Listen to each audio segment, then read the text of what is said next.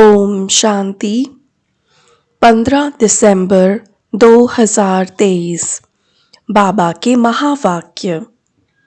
मीठे बच्चे, यह बना बनाया अनादि ड्रामा है। इस ड्रामा में हर एक एक्टर की एक्ट फिक्स है। मोक्ष किसको भी नहीं मिल सकता। प्रश्न: शिव बाबा अशरीरी है, वह शरीर में किस लिए आते हैं, कौन सा काम करते हैं और कौन सा नहीं?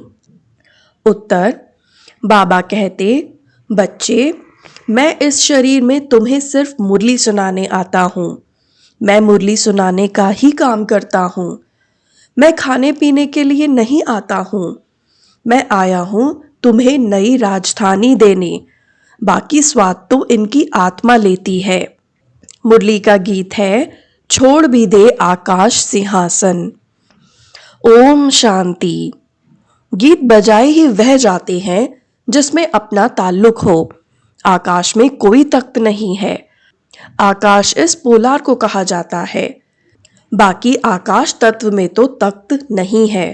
न परमपिता परमात्मा इस आकाश में तख्त पर रहता है। बाप बच्चों को समझाते हैं, हम परमपिता परमात्मा और तुम बच्चे जो आत्माएं हो, दोनों इस सूर्य, चांद, सितारों से उस पार रहते हैं। उसको मूल वतन कहा जाता है। जैसे यहाँ आकाश में सूर्य, चांद, सितारे हैं, वैसे हूबहू झाड़ के मुआफिक महत्व में भी आत्माएं रहती हैं। जैसे सितारे आकाश पर खड़े हैं, कोई चीज पर आधार नहीं है। अहम आत्माएं और परमात्मा बाप, हम सब रहने वाले महत्व में हैं। स्टार मुआफिक ही हैं। ज्ञान सूर्य, ज्ञान चंद्रमा, ज्ञान सितारे। अब यह तो समझाया है, जब जब भीड़ पड़ती है यानी दुख होता है, तब आता हूँ। पुराने को नया बनाना है जरूर। पुराने में ही भीड़ होती है। कलयुग में है दुख की भीड़। स्वर्ग में तो सुख ही सुख है। फिर से मुझे आकर सहज ज्ञान और सहज राजयोग सिखलाना होता है। सब बुलाते हैं कि आओ। कृष्ण के लिए नहीं कहते कि सिंहासन छोड़कर आओ। कृष्ण के लिए सिंहासन अक्षर शोभता नहीं। वह तो प्रिंस था ना। सिंहासन तब कहें जबकि राजगद्दी मिले। हाँ, छोटे बच्चे को बाप गोद में व बाजू में बिठा सकते हैं। तो बाप समझाते हैं, आत्माएं मूल वतन में स्टार मुआफिक हैं। फिर वहां से नंबरवार आती रहती हैं। दिखाते हैं ना स्टार कैसे गिरते हैं। वहां से भी आत्माएं आकर सीधा गर्भ में जाती हैं। यह अच्छी रीति नोट करो। हर एक आत्मा को सतो रजो तमो से पास करना है। जैसे पहले लक्ष्मी नारायण आएंगे तो उनको सतो रजो अवस्था से पास होते, पुनर्जन्म लेते लेते फिर तमो प्रधान अवस्था को पाना ही है। हर एक का ऐसे है, वापस जा नहीं सकते। इब्राहिम बुद्ध आते हैं, उनको भी सतो रजो तमो से पास करना है, पुनर्जन्म लेना पड़ता है। द्वापर में धर्म स्थापक आते हैं, वहां से पुनर्जन्म शुरू होता है, फिर तमो प्रधान बनना है। अब उनकी सद्गति कौन करे? सद्गति दाता तो एक ही शिव है। कहते हैं सबकी सद्गति करने मुझे आना पड़ता है। मेरे जैसा काम और कोई भी नहीं कर सकता। मैं देवी देवता धर्म भी स्थापन करता हूँ, तुमको राजयोग सिखा रहा हूँ। गति और सद्गति दाता तो मैं हूँ। तुम जब प्योर बन जाते हो तो फिर मैं तुमको वापस ले जाता हूँ, तुम्हारी भी सद्गति करता हूँ। तुम्हारे साथ जो अनेक धर्म वाले हैं, उन धर्म स्थापकों सहित सबका उद्धार करता हूँ। तुमको ज्ञान से श्रृंगार कर स्वर्ग के मालिक लक्ष्मी अथवा नारायण को वरने लायक बनाता हूँ। फिर तुमको वापस ले जाता हूँ। सबको पहले मुक्ति धाम भेज देता हूँ। सबका सद्गति दाता भी हूँ। दूसरे धर्म स्थापक जो आते हैं, वह सद्गति नहीं करते। वह सिर्फ अपना धर्म स्थापन कर उनकी वृद्धि करने लग पड़ेंगे। अपने धर्म में पुनर्जन्म लेते सतो रजो तमो से पास करेंगे। अभी सब तमो प्रधान है। अब इनको पावन सतो प्रधान कौन बनाए? बाप खुद बैठ बच्चों को समझाते हैं।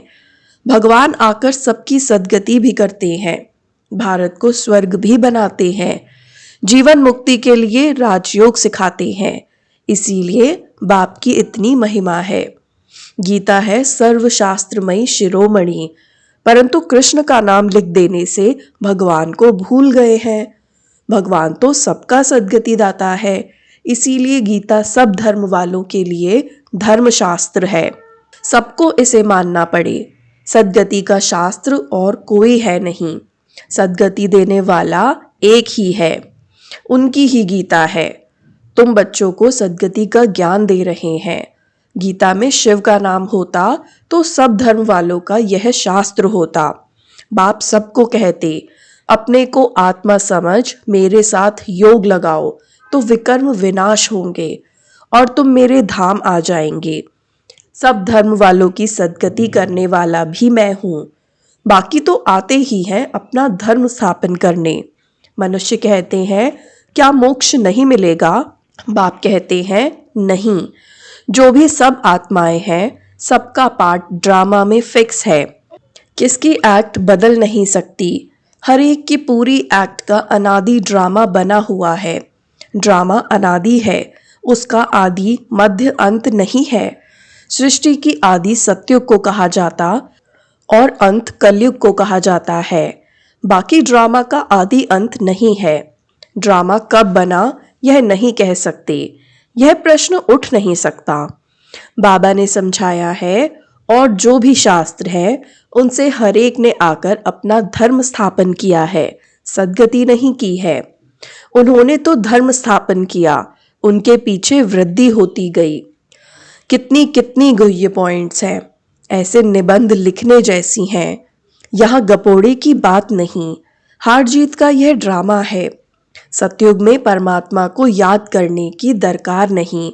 परमात्मा को याद करें तो फिर यह बातें भी समझें कि हम ब्राह्मणों को उसने रचा है। तुमको तो सम्मुख बतलाते हैं कि मैं रचता हूँ।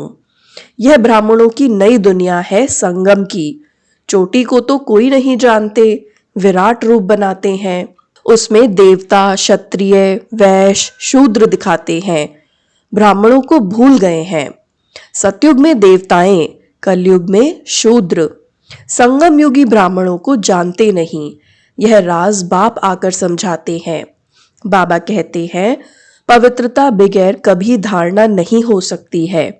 बाबा समझाते हैं कितने ढेर वेद शास्त्र है, परिक्रमा दिलाते हैं।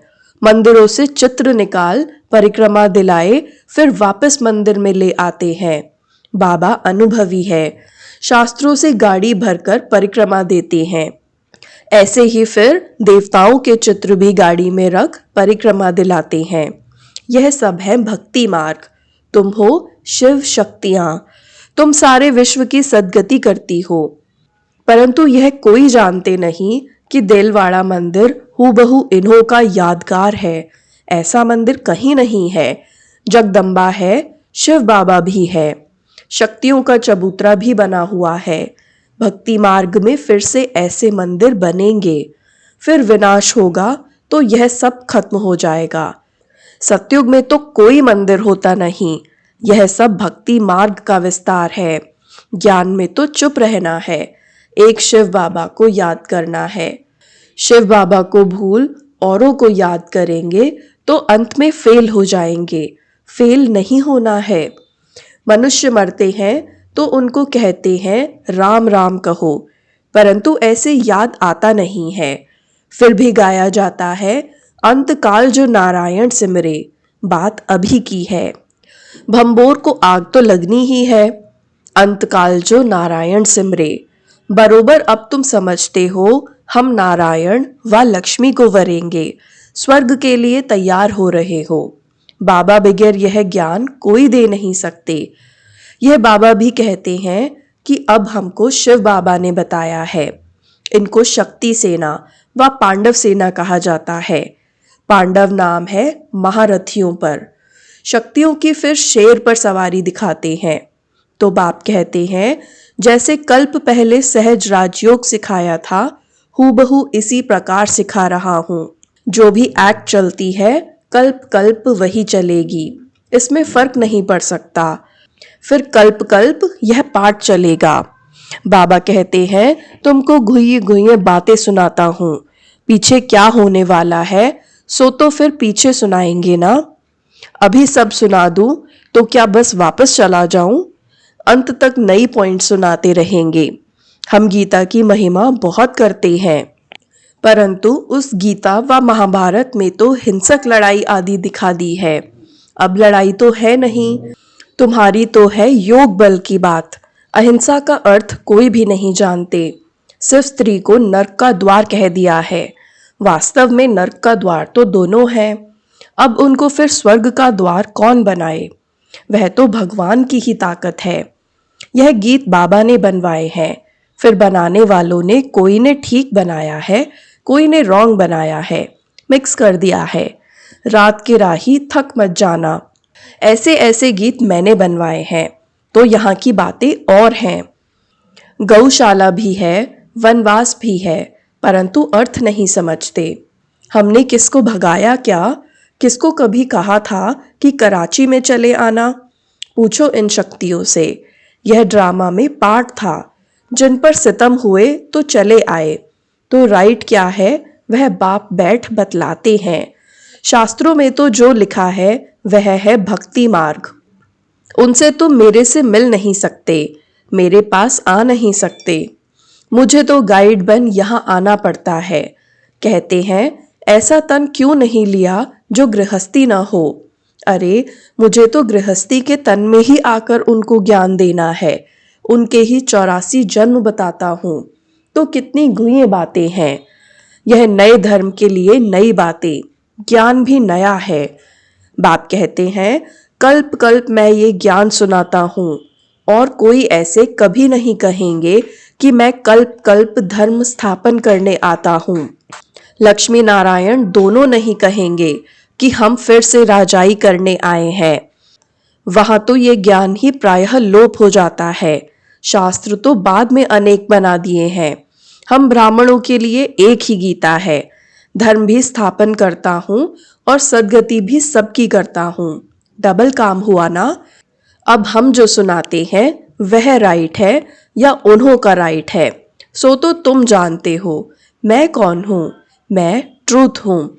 मैं कोई वेद शास्त्र नहीं सुनाता हूँ। भल इसने पढ़े तो बहुत है, परंतु वह सुनाते थोड़े ही हैं। यह तो शिव बाबा नई नई बातें सुनाते हैं। वह तो अशरीरी है।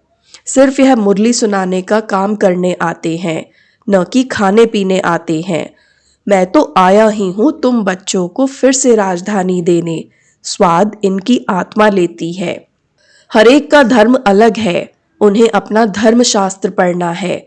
यहाँ तो ढेर शास्त्र पढ़ते रहते हैं, सार कुछ भी नहीं है। जितना पढ़ते रहते असार संसार होता जाता है। तमो प्रधान बनना ही है। पहले पहले सृष्टि में तुम आए हो। तुम ब्राह्मणों ने मात पिता से जन्म लिया है।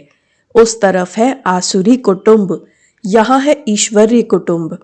फिर जाकर दैवी गोद लेंगे, स्वर्ग के मालिक बनेंगे। मात पिता की मत पर चलेंगे तो स्वर्ग के सुख घनेरे मिलेंगे। बाकी रुद्र ज्ञान यज्ञ में विघ्न तो जरूर पड़ेंगे। बाप कहते हैं बच्चे, विकारों पर जीत पाने से ही तुम जगत जीत बन सकते हो। ऐसे थोड़े ही शादी नहीं करेंगे तो कमजोर रह जाएंगे। सन्यासी पवित्र बनते हैं, फिर वह कितने मोटे तंदुरुस्त रहते हैं। यहाँ तो ब्रेन का काम है, मेहनत है। ददीची ऋषि का मिसाल है ना। सन्यासियों को तो बहुत माल मिलता है। बाबा खुद बहुत माल खिलाते हैं। यहाँ तो बहुत परहेज रखनी पड़ती है। अच्छा, मीठे मीठे सिकिलधे बच्चों प्रति मात पिता बाप दादा का याद प्यार और गुड मॉर्निंग। रूहानी बाप की रूहानी बच्चों को नमस्ते। हम रूहानी बच्चों की भी रूहानी बाप दादा को याद प्यार गुड मॉर्निंग और नमस्ते। धारणा के लिए मुख्य सार। पहला, ज्ञान की अच्छी धारणा के लिए पवित्रता के व्रत को अपनाना है। अंतकाल है, इसीलिए ऐसा अभ्यास करना है जो एक बाप के सिवाय और कोई याद न आए। दूसरा, दधीचि ऋषि मिसल सेवा करते विकारों पर विजय प्राप्त कर जगत जीत बनना है। वरदान, समय की रफ्तार प्रमाण सर्व प्राप्तियों से भरपूर रहे, माया जीत बनने वाले तीव्र पुरुषार्थी भव। समय की रफ्तार प्रमाण सर्व प्राप्तियों से भरपूर रहे, माया जीत बनने वाले तीव्र पुरुषार्थी भव। बाप दादा ने जो भी प्राप्तियां कराई हैं, उन सर्व प्राप्तियों को स्वयं में जमा कर भरपूर रहो, कोई भी कमी न रहे। जहां भरपूरता में कमी है, वहां माया हिलाती है। माया जीत बनने का सहज साधन है सदा प्राप्तियों से भरपूर रहना। कोई एक भी प्राप्ति से वंचित नहीं रहो, सर्व प्राप्ति हो। समय की रफ्तार प्रमाण कोई भी समय कुछ भी हो सकता है, इसीलिए तीव्र पुरुषार्थी बन अभी से भरपूर बनो, अब नहीं तो कभी नहीं। स्लोगन, सत्यता और निर्भयता की शक्ति साथ हो तो कोई भी कारण हिला नहीं सकता। सत्यता और निर्भयता की शक्ति साथ हो तो कोई भी कारण हिला नहीं सकता। ओम शांति।